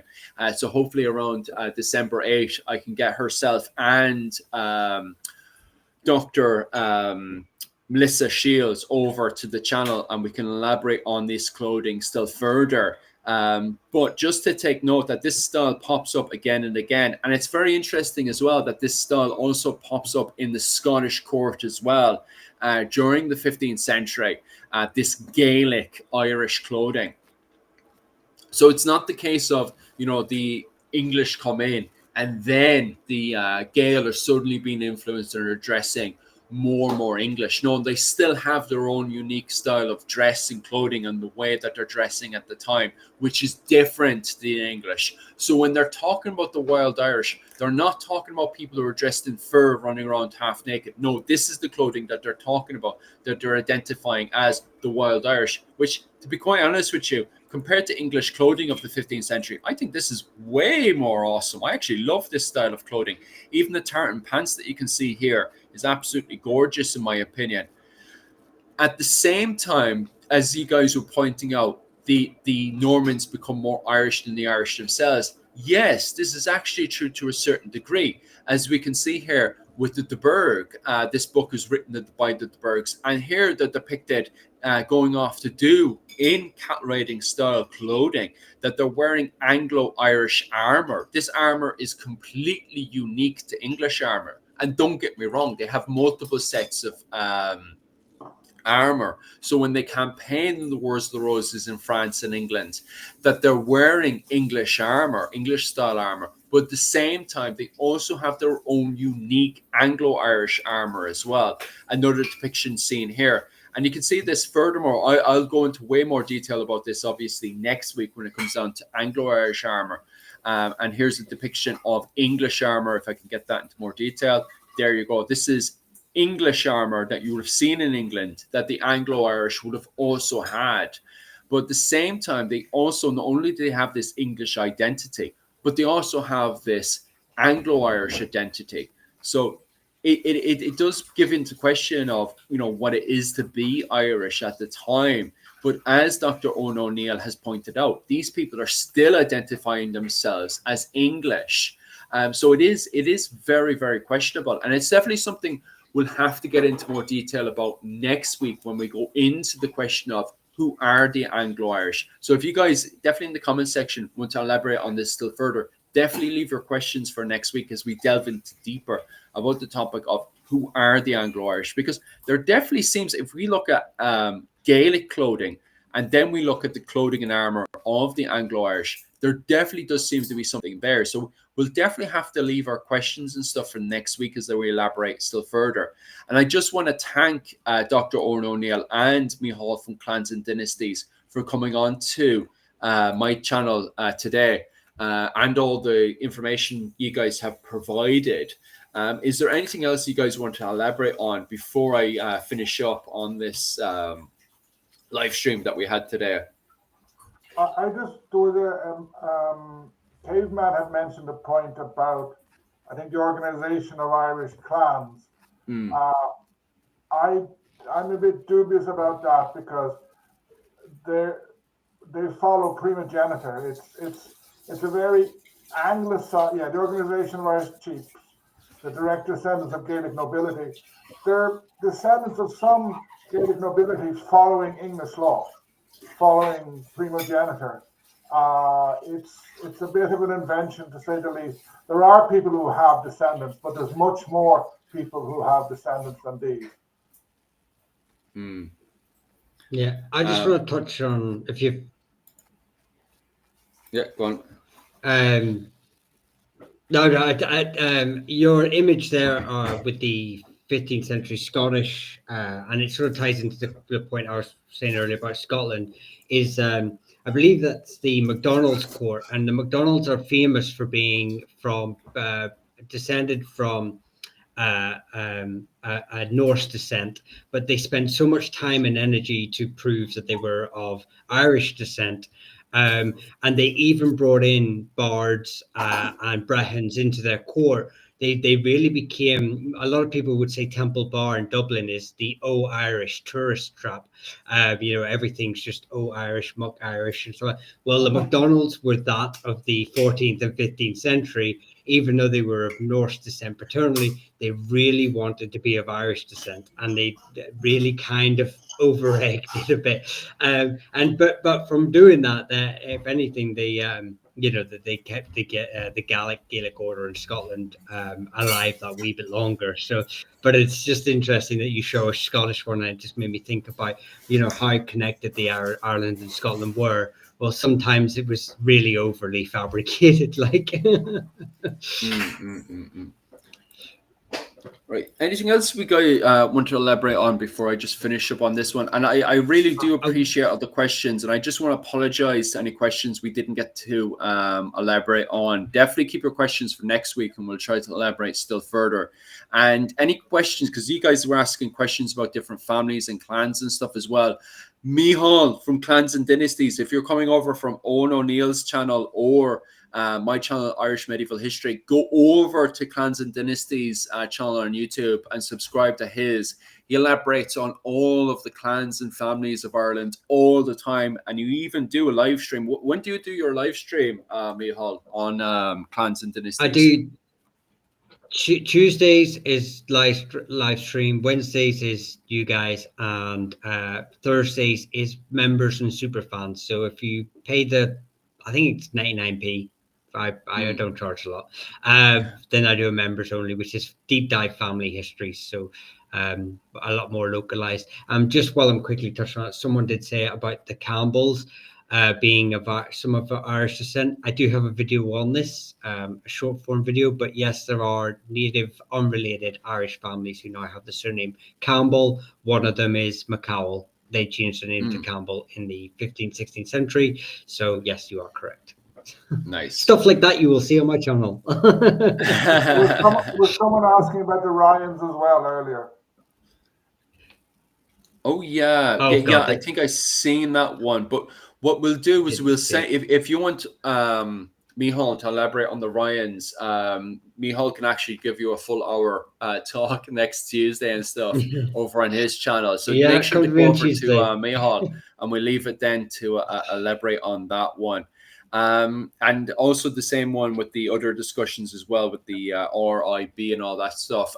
Just head on over to Micheál, and Micheál will elaborate on all that stuff for you guys because we're going over the 4-minute mark now.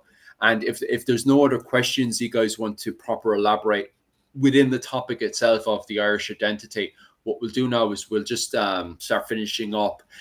If you guys want to support Micheál from Clans and Dynasties, I think you're just taking right now subscriptions on YouTube, isn't it? You're not taking any Patreon or anything right now for the time being, are you? No, just subscriptions on TikTok or YouTube are totally fine. To help support the channel would be greatly appreciated. But thank you. Owen O'Neill, how do we support your work?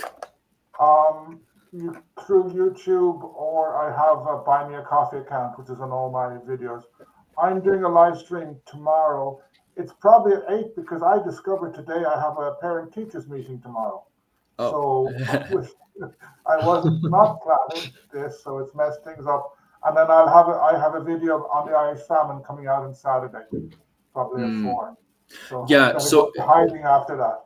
Yeah. So when it comes down to anything to do with the Gaelic world or anything that we were talking about today with the Irish identity and stuff, Owen O'Neill is definitely your man to talk to. So anything we didn't get to cover today, definitely head on over to. What time is it going to be tomorrow, roughly? Tomorrow it'll be questions and answers on Irish history. I'm doing it once a week, sometimes Tuesday. I've been trying Tuesday at 7, but this week was crazy, so it'll be tomorrow at 8.